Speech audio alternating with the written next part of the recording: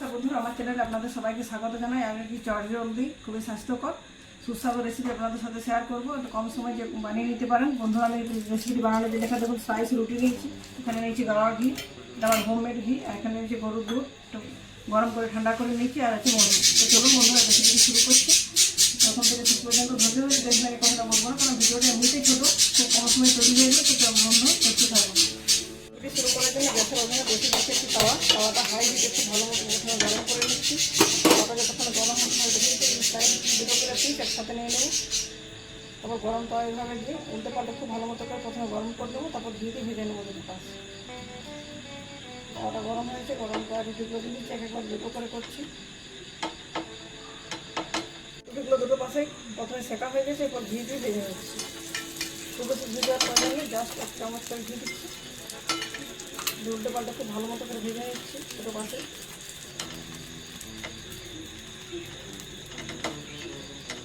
এটা হোমমেড গাওয়া ঘি, এটা দেওয়ার পরে এটা খেতে খুবই সুস্বাদু লাগবে। উপর থেকে আরেকটু ঘি দিয়ে দিচ্ছি সামান্য,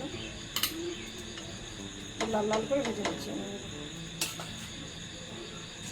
বন্ধুরা আমি উল্টে পাল্টে দেখাচ্ছি, দুটো পাশে আমার খুব ভালো মতো লাল লাল করে ভাজা হয়ে গেছে।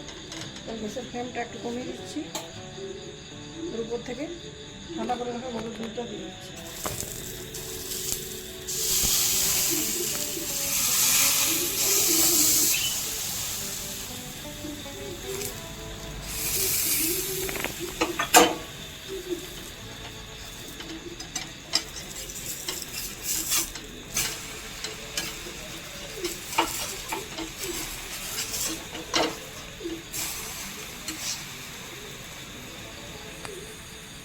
আমার পুরোপুরি রেডি হয়ে গেছে, তাওয়া থেকে তুলে নিচ্ছি।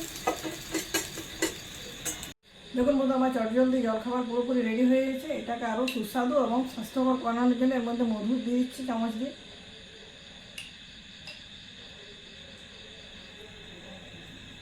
আমরা সকলেই জানি মধু আমাদের স্বাস্থ্যের পক্ষে খুবই উপযোগী। যারা ওয়েট লস প্রোগ্রামের মধ্যে আছেন তারা মধু খেয়ে থাকেন, এই খাবারটা তারাও খেতে পারেন।